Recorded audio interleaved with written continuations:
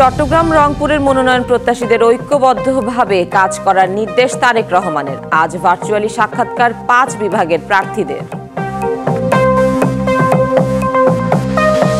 20 বছর পর বাংলাদেশ ও পাকিস্তানের মধ্যে যৌথ অর্থনৈতিক কমিশনের বৈঠক হচ্ছে আজ। ইসলামাবাদের নেতৃত্বে দেশটির জ্বালানি মন্ত্রী, ঢাকার নেতৃত্বে থাকবেন অর্থ উপদেষ্টা। সাভারের ড্যাফোডিল ও সিটি ইউনিভার্সিটি শিক্ষার্থীদের মধ্যে দফায় দফায় সংঘর্ষ, গাড়িতে আগুন, কয়েকজন আহত। মেট্রো রেলের বিয়ারিং প্যাডগুলো মানসম্মত নয়, 1 মাস আগেই জানিয়েছিল বুয়েট। রিপোর্টকে পাত্তাই দেয়নি কর্তৃপক্ষ। 5 বছরে সরকারি হাসপাতালের শয্যা সংখ্যা দ্বিগুণ হয়েছে, তবুও কাটছে না সংকট। প্রতিরোধমূলক স্বাস্থ্য ব্যবস্থা গড়ার তাগিদ। বিদেশি অপারেটরদের কাছে হস্তান্তর ইস্যুতে ফের উত্তপ্ত চট্টগ্রাম বন্দর। প্রতিহতের ঘোষণা শ্রমিক, ছাত্র, পেশাজীবীদের। স্বাগত ডিভিসি সংবাদে। দেখছিলেন মার্কেন্টাইল ব্যাংক সংবাদ শিরোনাম। আপনাদের সাথে আছি আমি সুনন্দা রায় চৌধুরী। এবার জানাবো খবরের বিস্তারিত। মনোনয়ন যিনি পাবেন তার পক্ষে ঐক্যবদ্ধভাবে কাজ করার নির্দেশ দিয়েছেন বিএনপির ভারপ্রাপ্ত চেয়ারম্যান তারেক রহমান। জাতীয় নির্বাচনকে সামনে রেখে রবিবার চট্টগ্রাম ও রংপুর বিভাগের মনোনয়ন প্রত্যাশীদের সঙ্গে মতবিনিময় সভায় এমন নির্দেশনা দেন তারেক রহমান। বিকেল থেকে রাত পর্যন্ত গুলশানে বিএনপির চেয়ারপারসনের কার্যালয়ে ভার্চুয়ালি যুক্ত হয়ে মতবিনিময় করেন তারেক রহমান। বলেন, সবাইকে মনোনয়ন দেওয়া সম্ভব নয়, একজনকেই দিতে হবে। যিনি মনোনয়ন পাবেন তার পক্ষে সবাইকে একযোগে কাজ করতে হবে। মনোনয়নপ্রাপ্ত প্রার্থীর পক্ষে এলাকায় এলাকায় মিষ্টি বিতরণ ও আনন্দ উদযাপন না করার নির্দেশনা দেন তিনি। দলীয় স্বার্থে ব্যক্তিগত অভিমান ভুলে একত্রে কাজ করতে পারলেই বিজয় সম্ভব বলেও মনে করেন তারেক রহমান।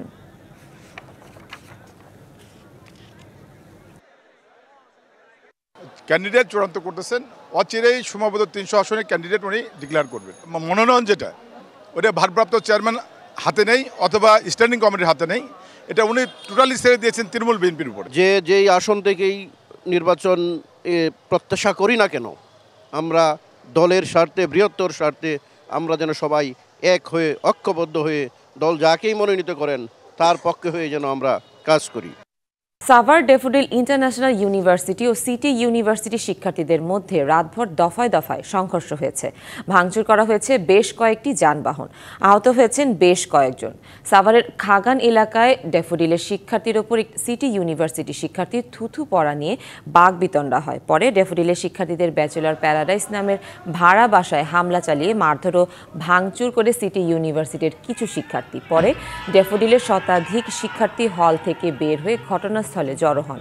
এক পর্যায়ে উত্তেজিত হয়ে 2 বিশ্ববিদ্যালয়ের শিক্ষার্থীরা সংঘর্ষে জড়ায়। এ সময় আগুন দেওয়া হয় সিটি বিশ্ববিদ্যালয়ের 3টি গাড়িসহ বেশ কয়েকটি গাড়িতে। পরে পুলিশ, সেনাবাহিনী ও ফায়ার সার্ভিসের সদস্যরা ঘটনাস্থলে পৌঁছালে পরিস্থিতি নিয়ন্ত্রণে আনে। নিরাপত্তার ঘটনাস্থলে আইন শৃঙ্খলা বাহিনীর অতিরিক্ত সদস্য মোতায়েন করা হয়েছে।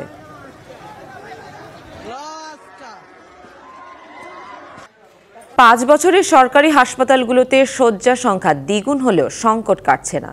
স্বাস্থ্য মন্ত্রণালয়ের হিসাব বলছে, সারা দেশের হাসপাতালের মেঝেতে প্রতিদিন 12,000 রোগী চিকিৎসা নিচ্ছেন, যা বছর শেষে দাঁড়ায় প্রায় 44 লাখে। সংশ্লিষ্টরা বলছেন, শয্যা সংখ্যা বাড়ানোই একমাত্র সমাধান নয়। প্রতিরোধমূলক স্বাস্থ্য ব্যবস্থা গড়ে তোলার পাশাপাশি স্বাস্থ্য সংস্কার কমিশনের সুপারিশ বাস্তবায়নের উপর জোর দিচ্ছেন বিশেষজ্ঞরা। ঢাকা মেডিকেল কলেজ হাসপাতাল, প্রতিদিন এখানে চিকিৎসকের পরামর্শ নিতে আসেন অসংখ্য মানুষ। হাসপাতালে ভর্তির প্রয়োজন থাকা সত্ত্বেও শয্যার অভাবে দিনে গড়ে 2,000 রোগী মেঝেতে চিকিৎসা নিয়ে থাকেন। একই চিত্র ময়মনসিংহ মেডিকেল কলেজ হাসপাতালেও।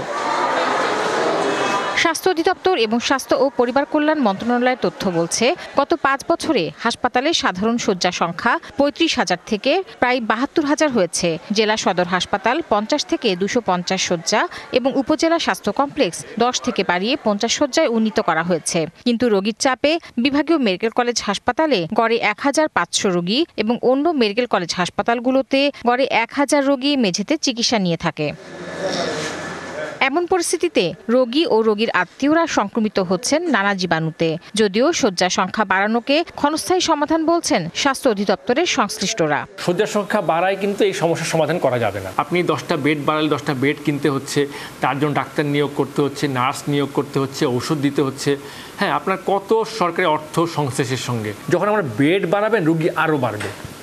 বেড বাড়িয়ে এই ফ্লোরিংয়ের সমস্যা কখনোই সমাধান করা যাবে না আনটিল অর আনলেস আমরা রোগের উৎস বা রোগের সোর্স বা রোগের প্রতিকার নিয়ে আমরা যদি ভালোমতো কাজ না করি। জনস্বাস্থ্যবিদরা মনে করেন বেশিরভাগ রোগীর চাপ তৈরি হচ্ছে বড় শহর ও ঢাকার হাসপাতালগুলোতে। এজন্য অন্তর্বর্তী সরকারের গঠন করে দেওয়া স্বাস্থ্য সংস্কার কমিশনের সুপারিশ অনুযায়ী রেফারেল পদ্ধতি অনুসরণের পরামর্শ দেন তিনি। আমাদের উপজেলা হেলথ কমপ্লেক্স খালি পড়ে থাকে, ডিস্ট্রিক্ট হাসপাতালে তেমন ভিড় হয় না, আইসা ভিড় হয় সব ঢাকা মেডিকেল কলেজ, ঢাকাতে যত বড় বড় হাসপাতাল আছে সবগুলোতে। তো সেইখানে রেফারেল সিস্টেমটা চালু করতে হবে। রেফারেল সিস্টেমটা খুবই কার্যকর। রেফারেল স্লিপটা না দিলে পরে ঢাকা মেডিকেল কলেজ আসলেও রুগী ভর্তি করবে না। একটা কম্প্রিহেন্সিভ পরিকল্পনার মাধ্যমে এটা সম্ভবপর। প্রতিরোধমূলক স্বাস্থ্য ব্যবস্থা ও প্রাথমিক সেবায় জোর দিতে হবে বলেও মনে করেন এই জনস্বাস্থ্যবিদ। সেই জন্য যে primary health care. Tahsina Jessy, DBC news, Dhaka. বিদেশি অপারেটরদের কাছে হস্তান্তর ইস্যুতে ফের উত্তপ্ত হয়ে উঠেছে চট্টগ্রাম বন্দর। বিদেশিদের হাতে বন্দর তুলে দেওয়ার চেষ্টা করা হলে প্রতিহতের ঘোষণা দিয়েছে শ্রমিক, ছাত্র, পেশাজীবী নাগরিকরা। ইজারা দেওয়ার সিদ্ধান্ত থেকে সরকার সরে না আসলে প্রেস ক্লাবের সামনে গণ অনশন কর্মসূচি পালনের ঘোষণা শ্রমিক কর্মচারী ঐক্য পরিষদের। আওয়ামী লীগ সরকারের আমলে এনসিটি পরিচালনার ভার বিদেশি অপারেটরের কাছে দেওয়ার নীতিগত সিদ্ধান্ত হয়েছিল। তাদের মতো অন্তর্বর্তী সরকারও এনসিটি পরিচালনায় বিদেশি অপারেটর নিয়োগে আগ্রহের কথা জানায়।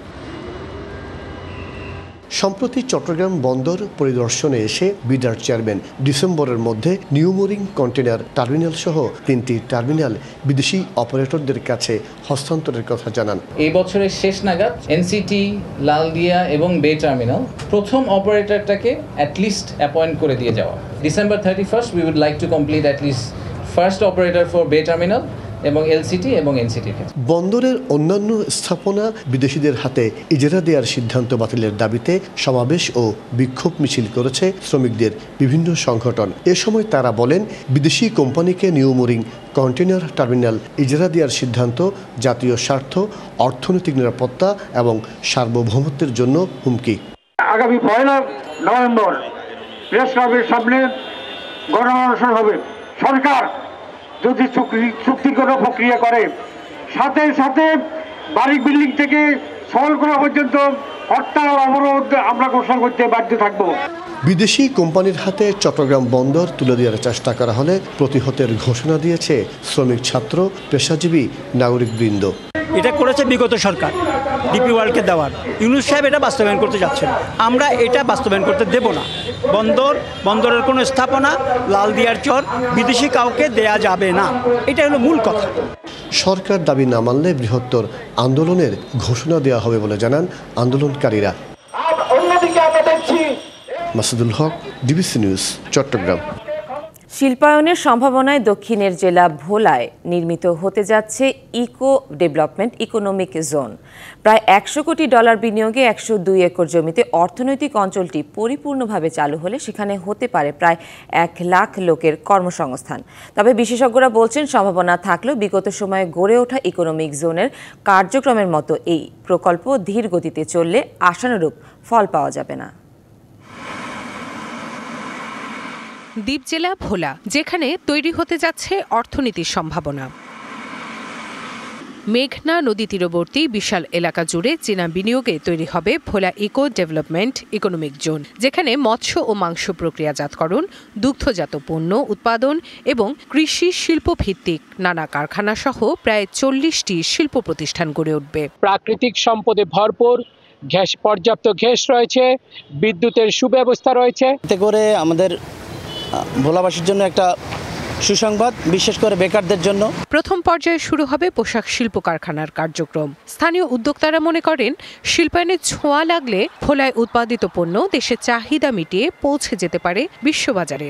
দেশের বিভিন্ন পর্যায়ে যে বড় বড় ইনভেস্টররা রয়েছেন তারাও ভোলার দিকে আসবেন, ভোলাতে বিভিন্ন ধরনের কলকারখানা নির্মাণ করবেন। তাহলে আমরা দেখা যায় যে এই ক্ষুদ্র পরিসর থেকে বের হয়ে বৃহত্তর পরিসরে যে আমাদের ব্যবসা প্রতিষ্ঠান বা আমাদের যেই উৎপাদন পেশন ক্ষমতা এগুলো আমরা বৃদ্ধি করতে পারি। ভোলা জেলার হাজার হাজার মানুষের সেখানে কর্মসংস্থান হবে এবং আমাদের এই অঞ্চল কিছুদিনের মধ্যেই তাদের এই শিল্প যদি প্রতিষ্ঠিত হতে পারে আর্থসামাজিকভাবে আমরা অনেক উন্নতি লাভ করতে পারবো। বিশেষজ্ঞরা কেউ বলছেন সম্ভাবনা অনেক, তবে বিগত সময়ে গড়ে ওঠা ইকোনমিক জোনের কার্যক্রমের মতো এই প্রকল্প ধীর গতিতে এগোলে আশানুরূপ ফল বয়ে আনবে না। এই ভোলার যে বিশেষ অর্থনৈতিক অঞ্চল সেখানে বিপুল পরিমাণে কর্মসংস্থান তৈরি হওয়ার সম্ভাবনা আছে এবং এর পাশাপাশি দেশের অভ্যন্তরীণ বাজার এবং রপ্তানির জন্যও কিন্তু এই পণ্যগুলো যেগুলো উৎপাদিত হবে এখানে, তো সেগুলো দেশের অর্থনৈতিক উন্নয়নে গুরুত্বপূর্ণ ভূমিকা পালন করবে। যেগুলো বর্তমানে রয়েছে, মিরের সরাইটি ঠিকমতো চালু করা যায়নি,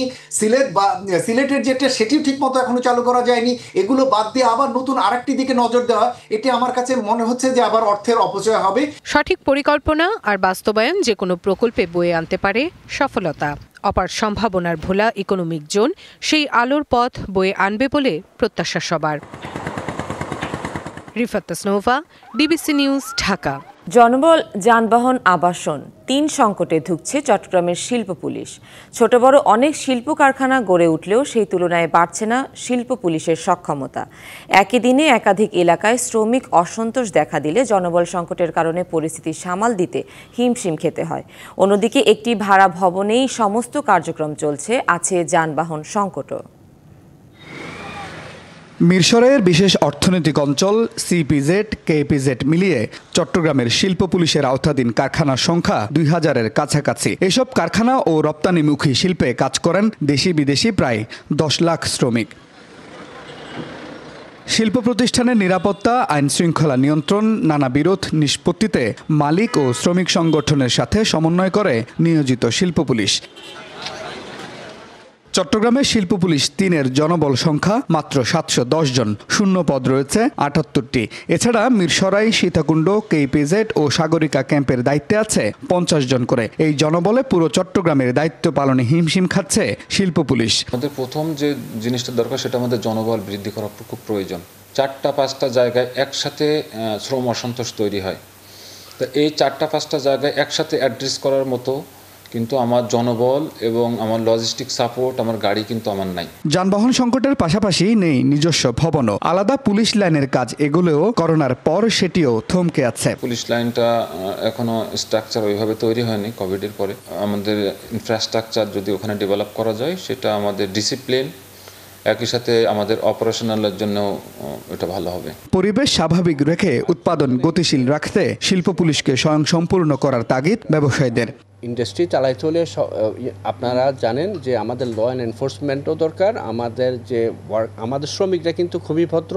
আমি শ্রমিকদের কোনো অবস্থাতে বলতে পারবো না ওরা আপনার অন্যরকম চিন্তা করো। ওরা চাই একটা সুন্দর পরিবেশ, ওরা চাই সুন্দর ভালো মতো কাজ করুক এবং মালিক যাতে ওদের সাথে ভালো আচরণ করে এবং ওদের ম্যানেজমেন্ট যাতে ওদের সাথে ভালো আচরণ করে, ওইটাই কিন্তু শ্রমিকদের চাওয়া। বেতন ভাতা সহ নানা দাবিতে সম্প্রতি চট্টগ্রামের কারখানাগুলোতে লাগাতার শ্রমিক অসন্তোষ চলছে। সংকট সমাধান সহ বিভিন্ন মামলার নিষ্পত্তি ও গোয়েন্দা কার্যক্রম চালাতে পুলিশ সদস্যদের দক্ষতা বাড়ানো জরুরি বলে অভিমত সংশ্লিষ্টদের। Mujibul Haque, DBC news, Chittagong. সুনামগঞ্জের জাদুকাটা নদীতে অবৈধভাবে বালু উত্তোলনের অভিযোগে 119 জনকে আসামি করে 3টি মামলা করেছে ইজারাদার, পরিবেশ অধিদপ্তর ও প্রশাসন। তবে নদীর পাড় রক্ষায় যারা আন্দোলন করেছেন তাদেরকেও মামলায় আসামি করা হয়েছে বলে উঠেছে অভিযোগ। আবার পাড় কাটায় জড়িত কারো কারো নাম আসেনি আসামির তালিকায়। গেল কয়েকদিনে জাদুকাটা নদীর পাড় কেটে সাবাড় করা হয়েছে, লোপাট করা হয়েছে শত কোটি টাকার বালু। এক পক্ষ নদীর পাড়ের সরকারি জমির মালিক সেজে দ্বিতীয় পক্ষের কাছে বিক্রি করেছে, আবার দ্বিতীয় পক্ষ বালু বিক্রি করেছে অন্য পক্ষের কাছে, আর নদীর ইজারাদারও আদায় করেছে অর্থ। তবে লুটের বালু থেকে অর্থ আদায় করেও গেল মঙ্গলবার ইজারাদারের পক্ষে তাহিরপুর থানায় মামলা করা হয়েছে। এর পরদিন পরিবেশ সংরক্ষণ আইনে পরিবেশ অধিদপ্তর একটি এবং উপজেলা প্রশাসনের পক্ষ থেকে আরও একটি মামলা করা হয়। তবে অভিযোগ রয়েছে যারা পার কাটার প্রতিবাদ করেছে তাদেরও আসামি করা হয়েছে। আবার বালু লুটের হোতাদের কেউ কেউ আছে বহাল তবিয়তে। পার কাটার বিরুদ্ধে আমি প্রতিবাদ করার কারণে আর সাংবাদিক ভাইদেরকে হেল্প করার কারণে যাদেরকে মামলা দেওয়া হয়েছে পার কাটার, তাদের লিস্টে আমার নামও দেওয়া হয়েছে। শুধু আলী হাসান নয়, প্রতিবাদকারী অনেকের স্বজনদেরও আসামি করার অভিযোগ উঠেছে। আন্দোলনকারীদের নামে এবং তাদের আত্মীয় স্বজনের নামে মামলা দিয়ে তাদেরকে দমিয়ে রাখার চেষ্টা করছে। যখনই আমরা প্রতিবাদ মুখর হয়েছি তখনই আমাদেরকে দমানোর জন্য এই ধরনের বিভিন্ন কৌশল তারা অবলম্বন করে। এই জন্য যারা প্রতিবাদ করতে চায় তারাও অনেকেই সাহস করে আসে না। শ্রমিক আন্দোলনের নেতারা বলছেন মুখ বন্ধ করতেই প্রতিবাদকারীদের বিরুদ্ধে মামলা দেওয়া হয়েছে।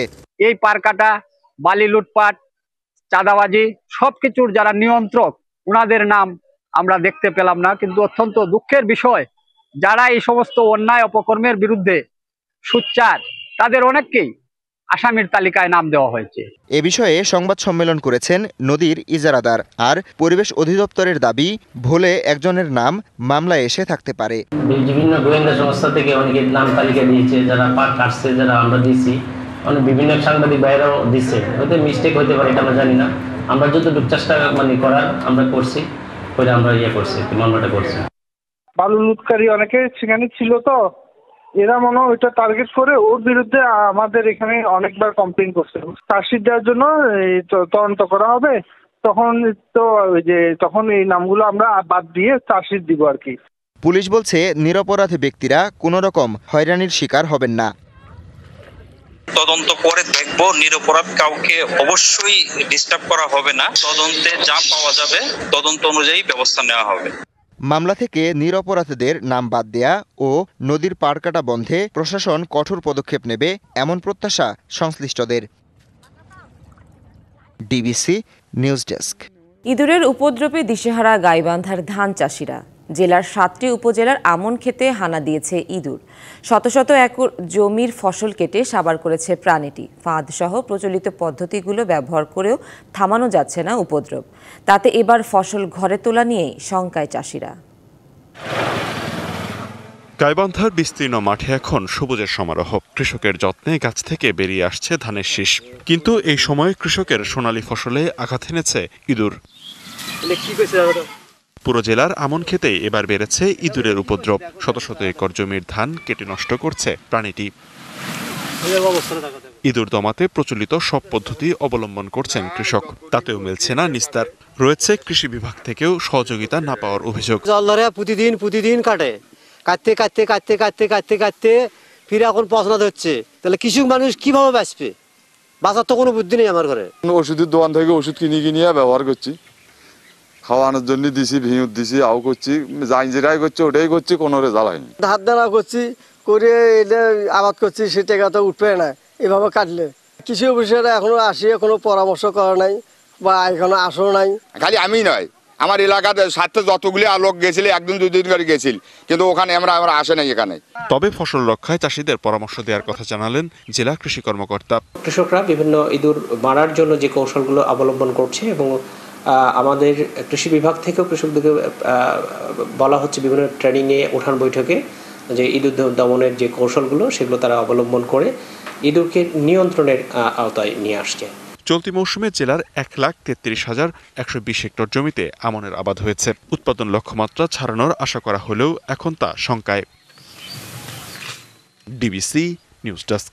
ধান চালের জেলা হিসেবে পরিচিত নওগাঁয় খাদ্যশস্য সংরক্ষণের জন্য প্রায় 10 কোটি টাকার একটি সাইলো নির্মাণ প্রকল্প হাতে নেয় ক্ষমতাচ্যুত আওয়ামী লীগ সরকার। 3 বছর পার হলেও মাটি ভরাটের পর থেকেই কাজ থমকে আছে। এতে অনিশ্চয়তায় পড়েছে প্রকল্পের কাজ। হতাশ স্থানীয় কৃষক ও ব্যবসায়ীরাও। ধান চাল উৎপাদনে দেশের শীর্ষ জেলাগুলোর মধ্যে রয়েছে নওগাঁ। এখানে বছর জুড়ে উৎপাদন হয় প্রায় 16 লাখ মেট্রিক টন চাল। কৃষকদের এ চাল সংরক্ষণের জন্য জেলায় একটি আধুনিক খাদ্য সংরক্ষণাগার নির্মাণের প্রকল্প হাতে নেয় ক্ষমতাচ্যুত আওয়ামী লীগ সরকার। প্রকল্প ডিজাইন অনুযায়ী মহাদেবপুর উপজেলার ভীমপুর এলাকায় 15 একর জমি অধিগ্রহণ করা হয়। যৌথভাবে কাজ দেওয়া হয় 3টি ঠিকাদারি প্রতিষ্ঠানকে। কিন্তু 5ই আগস্ট রাজনৈতিক পট পরিবর্তনের পর আর পাত্তা নেই ঠিকাদারি প্রতিষ্ঠানগুলোর। মাটি ভরাট করেই থমকে গেছে প্রকল্পের কাজ। এতে হতাশ স্থানীয়রা। এখানে 3টা করে ফসল হয়, ধান কেনার লোক থাকে না, মিলারদের কারসাজির মধ্যে তারা পড়ে যায়, ন্যায্য দাম তারা পায় না। এখানে ফসলের জমিটা নষ্ট হয়ে পড়ে আছে, দ্রুত এখানে এই সাইলটের বাস্তবায়ন আমরা চাই। স্থানীয় চালকল মালিকরা বলছেন, সংরক্ষণাগারটি নির্মাণ হলে সুবিধা পাবে কৃষক ব্যবসায়ী দুই পক্ষই। প্রজেক্টটা হলে আমরা নওগাঁ জেলার ব্যবসায়ী এবং কৃষক ভাইয়েরা বেশ উপকৃত হব। কৃষক ভাইয়েরা তাদের ধানের ন্যায্য মূল্য নিশ্চিত করবে। খাদ্য বিভাগের কর্মকর্তারা বলছেন, প্রকল্পটি এখনো চলমান রয়েছে। কাজের বিষয়টি সংশ্লিষ্ট মন্ত্রণালয় দেখভাল করছে। যে ঠিকাদার এটা কাজ পেয়েছিল ওনাকে তো আর পাওয়া যায়নি। 50 লাখ টাকা জামানত এখনো খাদ্য বিভাগের কাছে জমা আছে এবং এটা কেন্দ্র থেকেই ম্যানেজমেন্ট করা হয়। প্রকল্পটি বাস্তবায়নের জন্য খরচ ধরা হয়েছিল 10,56,71,000 টাকা। এর মধ্যে শুধুমাত্র মাটি ভরাটেই খরচ হয়েছে 5,87,00,000 টাকা। DBC news desk. Dhaka Sylhet মহাসড়কের ব্রাহ্মণবাড়িয়ার সরাইল বিশ্ব রোড মোড় অংশে যানজট কিছুটা নিরসন হয়েছে, ফলে স্বস্তি ফিরেছে যাত্রী ও চালকদের মাঝে। সড়ক পরিবহন ও সেতু উপদেষ্টা ফাজুল কবির খানের পরিদর্শনের পর এই ইতিবাচক পরিবর্তন আসে। শৃঙ্খলা ফেরাতে সড়কে বিভাজক বসানো হয়েছে, চলছে সার্বক্ষণিক তদারকি। 50 জন পুলিশ সদস্য মোতায়েন করা হয়েছে যানজট নিরসনে। তবে এই স্বস্তি সাময়িক। 5,791 কোটি টাকার আশুগঞ্জ আখাউড়া 4 লেন প্রকল্পের 12 কিলোমিটার অংশ এখনও শেষ হয়নি। আর্থিক জটিলতায় দীর্ঘদিন কাজ বন্ধ থাকায় তৈরি হয়েছিল তীব্র যানজট। এখন দ্রুত গতিতে চলছে অস্থায়ী সংস্কার ও নির্মাণ কাজ। সংশ্লিষ্টরা বলছেন, যানজট নিরসনে ট্রাফিক শৃঙ্খলা বজায় রাখার পাশাপাশি সড়কের বেহাল অংশের স্থায়ী নির্মাণ কাজ দ্রুত শেষ করা জরুরি। বর্তমানে মাত্র 62% কাজ শেষ হয়েছে। 2027 সালের জুন মাসের মধ্যে বাকি কাজ সম্পন্ন করার আশা করছে কর্তৃপক্ষ।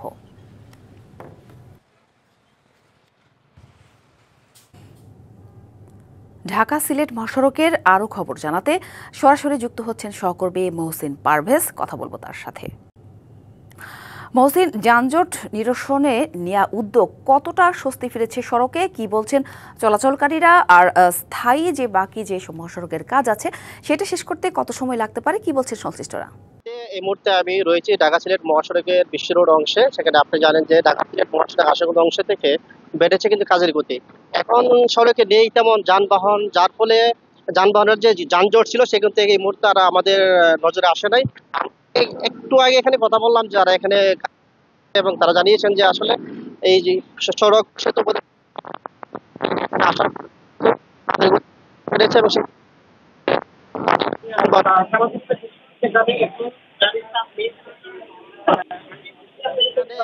গাড়ির চাপ নেই বললেই চলে। আমি এখন যেটা তারা কাজ করে তাদের সাথে একটু কথা বলবো যে বর্তমান পরিস্থিতি কি এখানে। আচ্ছা, এই বর্তমানে যে রাস্তা যানজট ছিল, আগে ছিল রাস্তা, দিনের দিন মানুষ জনগণ প্রচুর কষ্ট করত। আমরা পুলিশ প্রশাসন, আর্মি, সেনাবাহিনী রাস্তাঘাট ক্লিয়ার করে এই রাস্তায় খুব গত আসলো। উনি নিজের পরিচয় এত আছে মানে সীমা ছাড়া। যেমনটি বলছিলেন এখানেই কাজ করে নিয়ে আমি আপনাদেরকে একটু ক্লিয়ার করেছি। বিষয়টা হচ্ছে যে ঢাকা সিলেট মহাসড়কের ব্রাহ্মণবাড়িয়া অংশের যে আশুগঞ্জ মূল চত্বর থেকে বিশ্ব রোড পর্যন্ত কিন্তু খানাখন্দে ভরপুর ছিল এবং গর্ত ছিল। যত্রতত্র গর্ত থাকার কারণে গাড়ির যে স্বাভাবিক গতি ছিল সেটা কিন্তু হারিয়ে ফেলেছিল। বর্তমানে কোনো খানাখন্দ না থাকার কারণে কিন্তু এখানে বর্তমানে গাড়ি স্বাভাবিকভাবে চলাচল আছে। আমি আপনাদেরকে আরো একটি তথ্য জানিয়ে রাখি, সেটা হচ্ছে যে ঢাকা সিলেট মহাসড়কের যানজট নিরসনে হাইওয়ে থানা পুলিশের পক্ষ থেকে কাটিয়াদা হাইওয়ে থানা পুলিশের সদস্য এখানে রয়েছেন। তাদের কাজই হচ্ছে যে ঢাকা সিলেট মহাসড়ক এবং কুমিল্লা সিলেট মহাসড়কের যে যানজট নিরসন তারা নিরসনভাবে কাজ করে যাচ্ছেন। আমার সাথে কিন্তু এখন আছেন যে কাটিয়াদা হাইওয়ে থানা পুলিশের ওসি ও ভারপ্রাপ্ত কর্মকর্তা জাহাঙ্গীর আলম। আসলে যানজট নিরসনে ওনাদের পক্ষ থেকে কি কি পদক্ষেপ নেওয়া হয়েছে? আমরা ঢাকা সিলেট এবং ঢাকা কুমিল্লা এবং এই কুমিল্লামুখী যে সড়কগুলো আছে এখানে আমরা অতিরিক্ত ফোর্স মোতায়েন করে শৃঙ্খলা ফিরিয়ে নিয়ে এসেছি। আর বিশেষ করে আপনারা অবগত আছেন যে এই রাস্তাটা ছিল খানাখন্দে ভরা, এখন খানাখন্দগুলো ভরাট করার কারণে যান চলাচল স্বাভাবিক, মানুষের স্বস্তি ফিরে আসছে। ঢাকা সিলেট মহাসড়কে এখন মানুষ স্বাচ্ছন্দ্যে যাতায়াত করতে পারতেছে। ধন্যবাদ। এই আমার কাছে ঢাকা-সিলেট মহাসড়কের ব্রাহ্মণবাড়িয়া অংশ থেকে সর্বশেষ আপডেট। ধন্যবাদ মহসিন। বাজারে উঠেছে শীতের সবজি, আগের তুলনায় কমেছে দাম।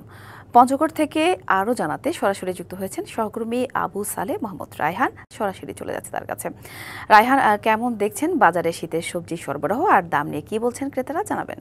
জি, সাথে উত্তরের জেলা পঞ্চগড়ে কিন্তু এই শীত মৌসুমের শুরু থেকেই শীতকালীন সবজি উঠতে শুরু করে। এখন কিন্তু পুরো বাজার যদি শীতকালীন নানা ধরনের সবজিতে একেবারে ভরপুর। বলা যায় যে কোনো ধরনের সবজি বা কোনো ধরনের কাঁচামালের কিন্তু সংকট নেই। আমি দীর্ঘ সময় ধরে পঞ্চগড় বাজারের কাঁচামাল আড়ত যে এলাকাটি রয়েছে সেই এলাকাটি আমি এখনো আছি। আমি সকাল থেকে ঘুরে দেখার চেষ্টা করছি এবং ক্রেতা বিক্রেতা ব্যবসায়ী সবার সাথে কথা বলছি। তো ব্যবসায়ীরা বলছেন যে পঞ্চগড়ে কিন্তু ফুলকপি, পাতাকপি, পটল, লাউ, আলু, সিম সহ অন্যান্য যেসব রয়েছে সেগুলো সিংহভাগই কিন্তু স্থানীয়ভাবে সরবরাহ হয়ে থাকে। তবে স্বল্প মানে সবজি কিন্তু বাহির থেকে আমদানি করা হয়ে থাকে। আমি একটু যদি আপনাকে দেখানোর চেষ্টা করছি, এখানে কিন্তু ক্রেতা সহ ব্যবসায়ী সবার সাথে আমরা কথা বলেছি, কৃষকদের সাথে কথা বলেছি। তারা আমাদেরকে যেমনটি বলছিলেন যে শীতকালীন সবজি যেমন পটল কিন্তু 10 টাকা থেকে 15 টাকা কেজি করে বিক্রি হচ্ছে, লাউ বিক্রি হচ্ছে 10 থেকে 15 টাকা, বেগুন বিক্রি হচ্ছে 20-25 টাকা থেকে কিছুটা বেশি। এছাড়া শিম, পটল, বরবটি সহ অন্যান্য যেসব সবজি সেগুলোও কিন্তু আপনার প্রতি কেজি 50 টাকার নিচে রয়েছে। আমরা কথা বলেছিলাম যে এখানে চিচিঙ্গার বাজার দর সেটি কিন্তু 30 থেকে 35 টাকার মধ্যে রয়েছে। করলা বিক্রি হচ্ছে 10 থেকে 15 টাকা, মূলা বিক্রি হচ্ছে 10 থেকে 15 টাকা। এছাড়া অন্যান্য যেসব শীতকালীন সবজি রয়েছে সবগুলো কিন্তু দাম নাগালের মধ্যে রয়েছে। ক্রেতাদের মধ্যে অনেকটা স্বস্তি দেখা যাচ্ছে। তবে যারা কৃষক রয়েছেন তারা বলছেন যে যেই দাম বর্তমান বাজারে রয়েছে সেটি দিয়ে তাদের পোষাচ্ছে না। তারা চাচ্ছেন যে যদি দ্রব্য সবজি এবং কাঁচামালের দাম আরো কিছুটা বৃদ্ধি হয় তাহলে তারা লাভের মুখ দেখতে পারবে। তো এই ছিল পঞ্চগড়ের কাঁচা বাজার নিয়ে সর্বশেষ খবর। ধন্যবাদ রায়হান। নিষেধাজ্ঞার শেষে জাল নৌকা নিয়ে নদীতে জেলেরা, এতে আগের তুলনায় বাজারে বেড়েছে মাছের সরবরাহ। এ বিষয়ে আরও জানাতে বরগুনার মাছ বাজার থেকে সরাসরি যুক্ত হয়েছেন সহকর্মী মালিক মিঠু। কথা বলবো তার সাথে। মালিক মিঠু, নিষেধাজ্ঞা তো একদিন আগে শেষ হলো, জেলেদের জালে কেমন ধরা পড়ছে ইলিশ, আর বাজার আর মাছ ঘাটগুলোতে কি আকারের ইলিশ এবং কেমন দাম দেখছেন আপনি, আর কি বা বলছেন ক্রেতা বিক্রেতারা, জানাবেন। আপনাকে ধন্যবাদ। আসলে সরকারের দেওয়ার নিষেধাজ্ঞা 22 দিন যে নিষেধাজ্ঞা শেষে গত পরশু দিন আসলে থেকে মধ্যরাত থেকে জেলেরা মাছ শিকারে বের হয়েছে। কিন্তু সাগরগামী যে ট্রলারগুলো রয়েছে, যে মৎস্য শিকারী রয়েছে, তারা কিন্তু সাগরের উদ্দেশ্যে রওনা দিয়েছেন এবং এখানকার যে নদী এবং পায়রা এবং বিস্কির নদীতে কিন্তু প্রচুর আসলে ইলিশের দেখা না পেলেও কিন্তু অন্যান্য মাছ তারা কিন্তু পাচ্ছেন। বিশেষ করে পোমা অন্যান্য যে মাছগুলো রয়েছে নদীর, সেই মাছগুলো কিন্তু পাচ্ছে। এখানকার ইলিশ একটু কিছুটা হলো দাম বেশি, কেজির উপরে যে ইলিশটি রয়েছে সেটা প্রায় 2200 থেকে 2300 টাকা কেজি বিক্রি হচ্ছে এবং ছোট মাছটি বিক্রি হচ্ছে 800 থেকে 900 টাকা। আসলে আমি এখন এই মুহূর্তে কথা বলছি যে এই বাজারে সাধারণ সম্পাদক হুমায়ুন কবির লিখের সাথে। আসলে মাছের সরবরাহ কেমন, দাম কেমন? আসলে এবার অবরোধে মাছের সরবরাহ নাই বলে চলে। এটা গেলবার আমাদের বরগুনা মাছ বাজারটা কানাকানে পরিপূর্ণ ছিল মাছে, কিন্তু এবার অবরোধের আগেও নাই এবং অবরোধের পরেও কোনো মাছ পাওয়া যায় না। আর এখন যে অবরোধে যেটা আসছে, বিশেষ করে পোমা মাছটা বেশি আসছে, তাও একদিন। আজকে অবরোধের যখন রাত্র 12টায় অবরোধ ভাঙছে তারপরে পোমা মাছ দেখা গেছে, কিন্তু এরপরের দিন আর কোনো পোমা মাছ নাই। আর ইলিশ মাছ তো টোটালি নাই। টুকটুক যেটা আছে কেজির যে ইলিশ সাইজ ওটা চলে 2200-2300 টাকা কেজি চলে, আর 700-800 গ্রাম 1700-1800 টাকা কেজি চলে। আর পোমা মাছ মোটামুটি যে সাইজটা ওটা 250 থেকে 300, এবং বড় যেটা মাছটা ওটা 350 থেকে 400 টাকা পর্যন্ত চলে। আর গুড়া যে মাছটা ওটা 150 টাকা কি 120 টাকা বেঁচে চলে। জানিয়েছেন যে মাছের যে দাম এবং দাম বা অন্যান্য বিষয়ের থেকে যে সমুদ্রগামী মাছটি এখন বলতে বাজারে আসেনি, সেই মাছটি আসতে আসতে এখনো প্রায় সপ্তাহ থেকে 8 থেকে 10 দিন সময় লাগে। কারণ সমুদ্র যাত্রা করেই তার দেখা যাবে যে কি পরিমাণ এখানকার যে ইলিশের সরবরাহ কেমন বাড়বে। সামুদ্রিক মাছ আসার পরই আসলে ইলিশ এবং অন্যান্য যে সামুদ্রিক মাছগুলোর বেচা বিক্রি বেশি হবে, মার্কেটে বেশি মাছ আসবে এমনটা আসলে জেলেরা আসলে যেটা জানিয়েছেন যে নদীর জেলেরা আসলে সেই আসলে মাছ এখন পর্যন্ত পাচ্ছে না। এই ছিল আসলে বলুন থেকে সর্বশেষ সাথী। ধন্যবাদ মিঠু। মেট্রো রেলের পিলারের বিয়ারিং প্যাড খুলে নিহত আবুল কালাম আজাদের জানাজা শেষ হয়েছে। কিছুক্ষণের মধ্যে দাফন করা হবে তাকে। পরিবারে চলছে শোকের মাতম। সেখানে আছেন সহকর্মী রাজীব হোসেন রাজন। সরাসরি চলে যাচ্ছে তার কাছে। রাজন, মর্মান্তিক এই ঘটনায় কি বলছেন স্থানীয়রা, স্বজনদের অবস্থা কি জানাবেন? সাথে এই কিছুক্ষণ আগে কিন্তু আবুল কালাম আজাদের জানাজা শেষ হয়েছে। এরপর আর কিছুক্ষণ পরেই আবুল কালাম আজাদের দাফন সম্পূর্ণ হবে। তবে আবুল কালাম আজাদের বাড়িতে কিন্তু এখন শোকের মতো। আমরা সকাল থেকে দেখেছি আবুল কালাম আজাদের বাড়িতে তার আত্মীয় স্বজন যারা এসেছেন তারা কিন্তু এক ধরনের শোকের কাতর হয়ে আছেন, তারা কান্না করছেন। এবং আবুল কালামের আজাদের যে স্ত্রী রয়েছেন, আমরা তার সঙ্গে কথা বলছি, তারা নিশ্চয়ই জানিয়েছেন তার পরিবারের হত্যাকাণ্ড এটাকে তারা এক ধরনের হত্যাকাণ্ড মনে করছেন, এটিকে তারা দুর্ঘটনা মনে করছেন না। এবং আবুল কালাম আজাদের পরিবারের দাবি এই ঘটনার যেন সুষ্ঠু তদন্ত হয় এবং তার পরিবারের পাশে যেন সরকার থাকে। আমরা এখন কথা বলতে চাবো আবুল কালাম আজাদের স্ত্রীর সঙ্গে। তিনি আমার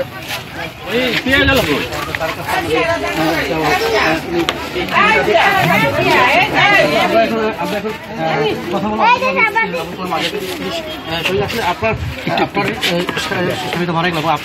চাওয়া সরকারের কাছে এবং এই ঘটনায় কি চাচ্ছেন আপনারা?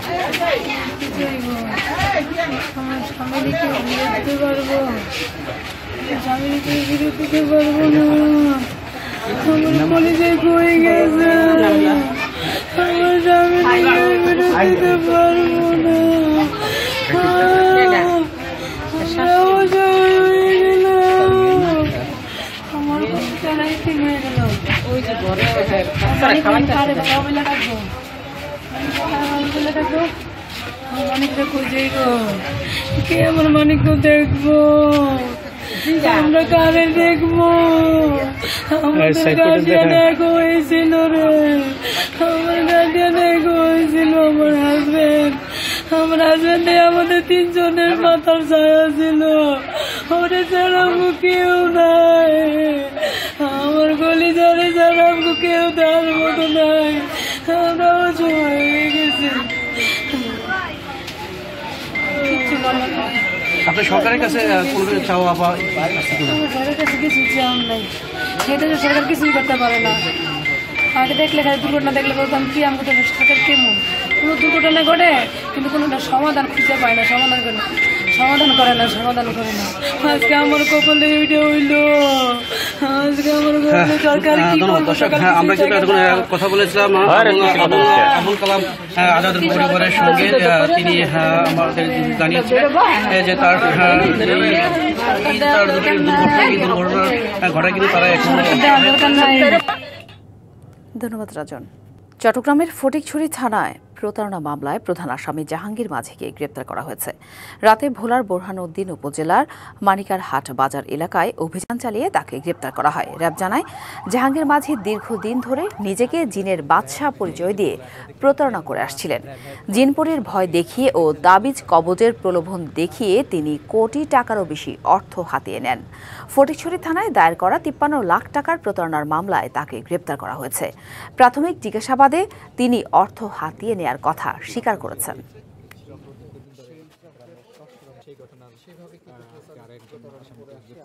পাবনার ফরিদপুর উপজেলায় 2 গোষ্ঠীর সংঘর্ষে হতাহতের ঘটনায় উত্তেজনা বিরাজ করছে পঙ্গুলি গ্রামে।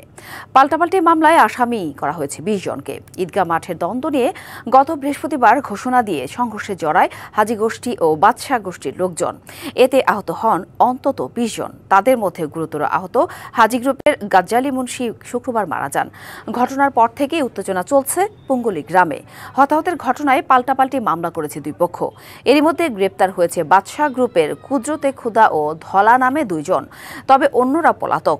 উত্তেজনা বিরাজ করছে গ্রামবাসীর মধ্যে। অপ্রীতিকর পরিস্থিতি এড়াতে 5 দিন ধরে আইন শৃঙ্খলা বাহিনী সদস্য মোতায়েন রয়েছে এলাকাটিতে। সংঘর্ষ ও হতাহতের ঘটনা তদন্ত করে আইনগত ব্যবস্থা নেওয়ার আশ্বাস দিয়েছে পুলিশ।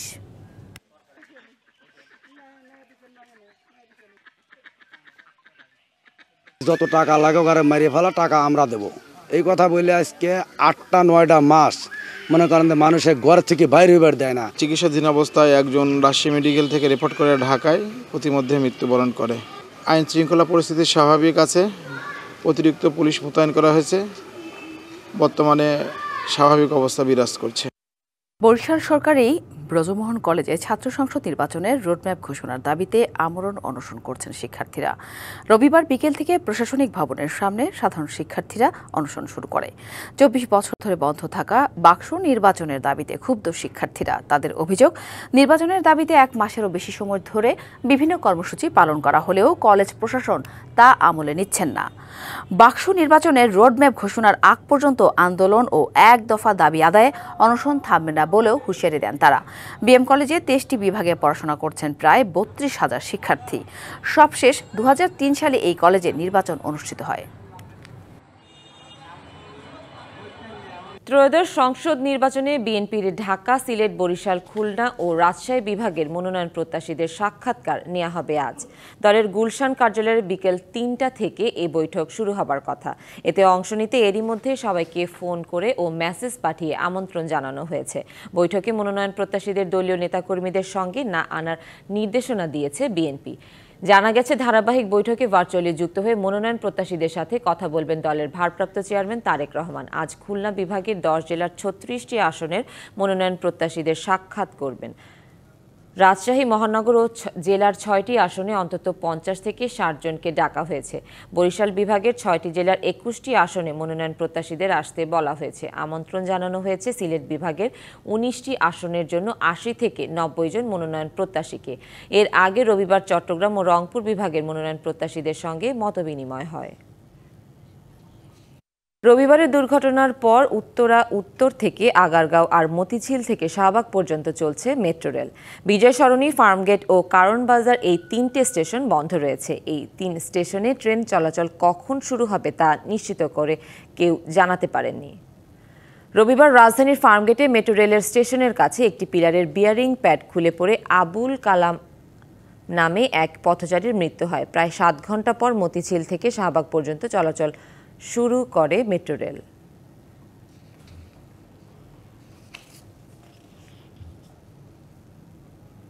বঙ্গোপসাগরে অবস্থান করা গভীর নিম্নচাপটি ঘূর্ণিঝড়ে পরিণত হয়েছে। এই ঝড়ের নাম দেওয়া হয়েছে মোন্থা। এর প্রভাবে সাগর উত্তাল থাকায় চট্টগ্রাম, কক্সবাজার, মোংলা ও পায়রা সমুদ্র বন্দর সমূহকে 2 নম্বর দূরবর্তী হুঁশিয়ারি সংকেত দেখিয়ে যেতে বলা হয়েছে। থাইল্যান্ডের দেয়া নাম মোন্থার অর্থ সুন্দর সুগন্ধি ফুল।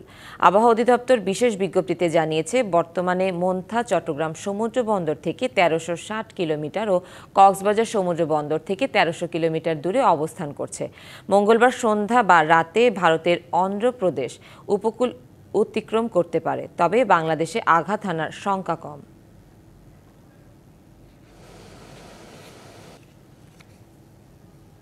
সাভারের ডেফোডিল ইন্টারন্যাশনাল ইউনিভার্সিটি ও সিটি ইউনিভার্সিটির শিক্ষার্থীদের মধ্যে রাতভর দফায় দফায় সংঘর্ষ হয়েছে।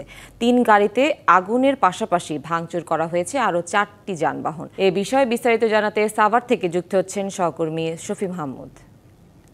শফি, সাভারের 2 ইউনিভার্সিটির শিক্ষার্থীদের মধ্যে সংঘর্ষে ব্যাপক ক্ষয়ক্ষতি হয়েছে। এখন এই এলাকার পরিস্থিতি কেমন দেখছেন, আর যারা আহত হয়েছেন তাদের অবস্থা কেমন জানাবেন?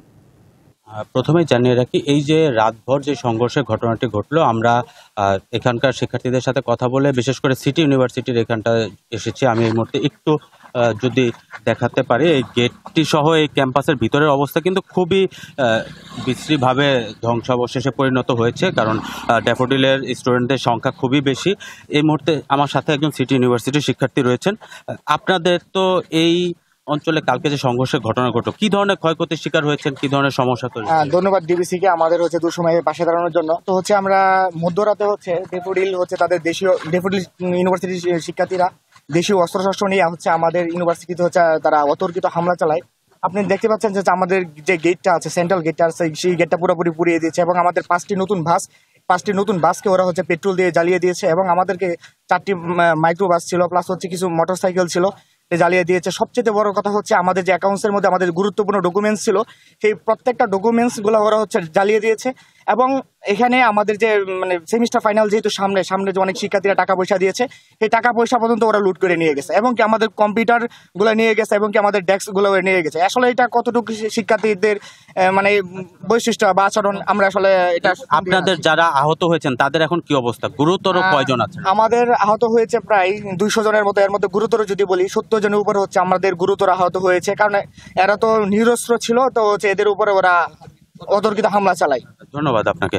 শুনছিলেন এখানে আসলে সংঘর্ষের সূত্রপাতটা কিন্তু খুবই তুচ্ছ একটি বিষয় নিয়ে, তবে পরবর্তীতে ড্যাফোডিল এখানে যারা সিটি ইউনিভার্সিটির শিক্ষার্থী রয়েছেন তারা বলছেন যে ড্যাফোডিল বিশ্ববিদ্যালয়ের শিক্ষার্থীরা রাতভরই আসলে সিটি ইউনিভার্সিটির উপরে হামলা চালিয়েছে, যার ফলে এখানে ব্যাপক পরিমাণে ক্ষয়ক্ষতি হয়েছে, এবং তারা যেটি জানাচ্ছিলেন যে তাদের মধ্যে অনেকেই আহত হয়েছেন।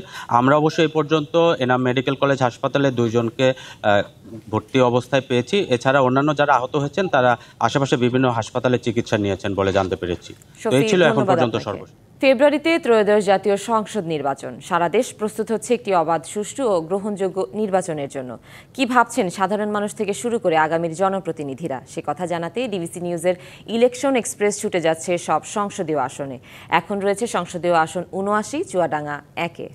সিএসআরএম ডিবিসি ইলেকশন এক্সপ্রেসে আজ আমরা আছি চুয়াডাঙ্গা 1 সংসদীয় আসন 79। আজ আমরা থাকবো চুয়াডাঙ্গা 1 এবং 2 আসনে, কথা বলবো সেখানকার যারা মনোনয়ন প্রত্যাশী তাদের সঙ্গে। আমাদের সঙ্গে আজ যুক্ত আছেন চুয়াডাঙ্গা জেলা সেক্রেটারি এবং অ্যাডভোকেট মাসুদ পারভেজ রাসেল। স্বাগতম আমাদের সিএসআরএম ডিবিসি ইলেকশন এক্সপ্রেসে। আপনি তো জামায়াত মনোনীত প্রার্থী, পাশাপাশি একজন অ্যাডভোকেট। আমরা দেখেছি এই আসনে বেশ কিছু সমস্যা আছে, আপনি কতটা সাড়া পাচ্ছেন আপনার যারা জনগণ রয়েছে, ভোটার রয়েছে তাদের কাছ থেকে, একটু বলবেন আমাকে? জি, বিসমিল্লাহির রহমানির রহিম। ডিবিসি সিএসআরএম এর উদ্যোগে আজকের এই ইলেকশন এক্সপ্রেসের অনুষ্ঠানের সম্মানিত উপস্থিতি, যারা অফলাইনে আছেন, অনলাইনে আছেন, যারা এখানে উপস্থিত আছেন, বাইরে আছেন, সকলকে সালাম, আসসালামু আলাইকুম রহমতুল্লাহ। আমরা চুয়াডাঙ্গা জেলা জামাতের পক্ষ থেকে এই আসনের যে সমস্যাগুলো আছে সেই সমস্যাগুলো নিরূপণের জন্য ইতিমধ্যে জনগণের কাছে গিয়েছি। মানুষের যে দুর্ভোগ আছে, বিশেষ করে আমরা কৃষি প্রধান এরিয়া, কৃষি আমাদের প্রধান আয়ের উৎস, সেখানে আমাদের কৃষক যে দুর্ভোগ আছে, তাদের সার কীটনাশকের যে সমস্যা আছে সেগুলো নিয়ে কথা বলেছি। সেগুলো নোটিশ করার কারণে মানুষের কাছে আমরা যেতে পেরেছি, এবং সেগুলো ভবিষ্যতে আমরা তাদেরকে আশ্বস্ত করেছি যে আমরা যদি আল্লাহ আমাদেরকে এই পর্যায়ে নিয়ে আসেন তাহলে এইগুলোর সমস্যার আমরা সমাধান করব। কোনো সিন্ডিকেট ব্যবস্থা এখানে থাকবে না, যে সিন্ডিকেটের মাধ্যমে মূলত কৃষকদের সার কীটনাশকের সমস্যাটা ঘটে থাকে সেটা আমরা দূরীভূত করব। যার যেটা ন্যায্যতা, সেই ন্যায্যতার ভিত্তিতে সেটা প্রাপ্য হবে। আমাদের প্রধান অর্থকারী ফসল এখানে ভুট্টা এবং ধান, এগুলো সহ আমাদের থার্ড অর্থকারী ফসল হচ্ছে আমাদের সবজি। এগুলোর জন্য এই সমস্ত কৃষকদের ক্ষুদ্র ঋণ থেকে শুরু করে এগুলো সহজলভ্যতাকরণ এবং কৃষকদের মালামাল সংরক্ষণের জন্য এখানে সরকারি ব্যবস্থাপনায় হিমাগার থেকে শুরু করে অন্যান্য পণ্য সংরক্ষণের যে ব্যবস্থাপনা সেটা আমরা নিশ্চিত করব। এইগুলো আমরা সমস্যাগুলো চিহ্নিত করেছি। মৌলিক আমাদের একটা সমস্যা আছে যে আমাদের চুয়াডাঙ্গায় চিকিৎসা ব্যবস্থার খুবই অপ্রতুলতা, এবং চিকিৎসার জন্য মানুষকে অনেক দুর্ভোগ পোহাতে হয়, যার কারণে এই চিকিৎসার সুব্যবস্থার জন্য আমরা আমাদের জনগণের কাছে প্রতিশ্রুতিবদ্ধ। আল্লাহ যদি আমাদেরকে সুযোগ দেন তাহলে এখানে আমরা এই চুয়াডাঙ্গায় 1 আসনে 5 লক্ষাধিক ভোটার আর প্রায় 7 লক্ষাধিক মানুষের বসবাস। এখানে আমাদের আলমডাঙ্গা উপজেলা স্বাস্থ্য কমপ্লেক্স, সেখানে 50 শয্যা বিশিষ্ট আছে, সেটাকে আমরা উন্নীত করব, আরও আসন বৃদ্ধি সহ উন্নত চিকিৎসা। আলমডাঙ্গা শহরে আমরা একটি 100 শয্যা বিশিষ্ট এরকম চিকিৎসা কেন্দ্র তৈরি করা, এবং চুয়াডাঙ্গা আমাদের যে সদর হসপিটাল আছে সেটার 250 শয্যা বিশিষ্ট যেটা আছে সেটার আসন সংখ্যা বৃদ্ধি সহ সেখানে চিকিৎসার মান বৃদ্ধি, যাতে কিনা আমাদের এখানকার যে কোনো বিষয় নিয়ে যেন আমাদের এখানকার রুগীদেরকে দৌড়িয়ে ঢাকা অথবা রাজশাহীতে যেতে না হয়। ঢাকা এবং রাজশাহীর চিকিৎসা সরকারিভাবে এবং বেসরকারিভাবে আমরা চুয়াডাঙ্গাতে নিশ্চিত করব, এটা আমাদের প্রতিশ্রুতি। আমরা আমাদের আরও একটা মৌলিক সমস্যা আছে, আমাদের সীমান্তবর্তী জেলা হওয়ার কারণে এখানে আমরা জানি যে এখানে মাদকের মানে ব্যাপক সয়লাভ ছড়িয়ে পড়েছে এবং সেটা আমরা জানি বিগত সময়গুলোতে যারা রাষ্ট্রীয় ক্ষমতায় দায়িত্ব পালন করেছেন আমাদের যুব সমাজের মেধাকে নষ্ট করার জন্য, আমাদের যুব সমাজের কর্মক্ষমতাকে নষ্ট করার জন্য পরিকল্পিতভাবে কিছু অসাধু ব্যবসায়ী এবং তাদের যারা প্রশ্রয় দানকারী নেতৃবৃন্দ তারা এই মাদককে ছড়িয়ে দিয়েছেন আমাদের যুব সমাজের মধ্যে, যার কারণে আমাদের ছাত্ররা, আমাদের সন্তানেরা লেখাপড়া ছেড়ে এখন তারা মাদকের নেশায় বুঁদ হয়ে আছে। সেখান থেকে তাদেরকে উত্তরণ করে আমরা তাদেরকে কাউন্সিলিংয়ের মাধ্যমে এবং তাদেরকে সুন্দর একটি কর্ম ব্যবস্থা তাদের হাতে তুলে দিয়ে একটা লেখাপড়ার সুন্দর পরিবেশ তৈরি করে দিয়ে আমরা সেই মাদক থেকে আমাদের যুব সমাজকে রক্ষা করতে চাই। এই সমস্ত মৌলিক যে বিষয়গুলো আছে এইগুলো নিয়ে আমরা জনগণের কাছে গিয়েছি, জনগণ আমাদেরকে সাড়া দিচ্ছেন। দীর্ঘদিন এই 54 বছর বিগত হয়েছে বাংলাদেশের, সব দলের শাসনে এলাকার মানুষ দেখেছেন। আমাদের বক্তব্য মানুষের কাছে এইটাই, সবাইকে আপনারা দেখেছেন, সবাই কয়েক টার্ম করে এখানে এসেছেন ক্ষমতায়, তাদের কর্মকাণ্ড আপনাদের কাছে পরিচিত। আমরা যে কথাগুলো বলছি সময় স্বল্পতার কারণে আর আমাদের ডিবিসি ইলেকশন এক্সপ্রেসে যুক্ত হওয়ার জন্য আপনাকে ধন্যবাদ। আমরা আজকে কথা বলছিলাম চুয়াডাঙ্গা 1 আসনের জামাত মনোনীত একজন প্রার্থীর সঙ্গে। তিনি এই আসনের যত সমস্যাগুলো কথা বললেন এবং সেগুলো উত্তরণের কথাও জানালেন। আমরা পরবর্তীতে অন্য একজন প্রার্থীর সঙ্গে কথা বলবো, ততক্ষণ ডিবিসি ইলেকশন এক্সপ্রেসের সঙ্গে থাকুন। পারমাণবিক শক্তিচালিত বুরেভেস্টনিক ক্রুজ ক্ষেপণাস্ত্রের সফল পরীক্ষা চালিয়েছে রাশিয়া। মস্কোর দাবি, নতুন এই ক্ষেপণাস্ত্র যে কোনো প্রতিরক্ষা ব্যবস্থাকে ফাঁকি দিতে সক্ষম। রয়টার্স জানায়, এই ক্ষেপণাস্ত্র মোতায়েনের প্রস্তুতি নেওয়ার কথা নিশ্চিত করেছেন রুশ প্রেসিডেন্ট ভ্লাদিমির পুতিন। তিনি জানান, এটি অত্যন্ত শক্তিশালী একটি ক্ষেপণাস্ত্র যা বিশ্বে আর কারো কাছে নেই। এদিকে রুশ সেনাবাহিনী জানায়, 21শে অক্টোবর সীমাহীন পাল্লার এই ক্ষেপণাস্ত্রের পরীক্ষা চালানো হয়। এ সময় ক্ষেপণাস্ত্রটি 14,000 কিলোমিটার দূরত্ব অতিক্রম করে এবং প্রায় 15 ঘন্টা আকাশে অবস্থান করে। যদিও এ নিয়ে এখন পর্যন্ত কোনো মন্তব্য করেননি পশ্চিমা বিশ্ব। বাণিজ্য চুক্তির কাঠামো নিয়ে ঐক্যমত্যে পৌঁছেছে যুক্তরাষ্ট্র ও চীন, এই কথা জানিয়েছেন মার্কিন অর্থমন্ত্রী স্কট বেসেন্ট। স্থানীয় সময় রবিবার মালয়েশিয়ার রাজধানী কুয়ালালামপুরে আয়োজিত 47তম আসিয়ান সম্মেলনের এক ফাঁকে বসেন দুই দেশের শীর্ষ কর্মকর্তারা। এ সময় এক সম্ভাব্য বাণিজ্য চুক্তির খসড়া প্রস্তুত করেন তারা। বেসেন্ট জানান, নতুন এই চুক্তি কার্যকর হলে চীনের ওপর আরোপিত 100% আমদানি শুল্ক স্থগিত থাকবে। অপরদিকে আগামী 1 বছরের জন্য চীনও স্থগিত রাখবে তাদের বিরল খনিজ রপ্তানি, যা অনেকটাই প্রভাব ফেলে যুক্তরাষ্ট্রের ইলেকট্রনিক্স শিল্পে, যা অনুমোদন দেবেন মার্কিন প্রেসিডেন্ট ডোনাল্ড ট্রাম্প ও চীনের প্রেসিডেন্ট শি জিনপিং। বৃহস্পতিবার দক্ষিণ কোরিয়ার বৈঠকে এ চুক্তিতে সই করবেন তারা, তবে তা কার্যকর হবে 1 নভেম্বর থেকে।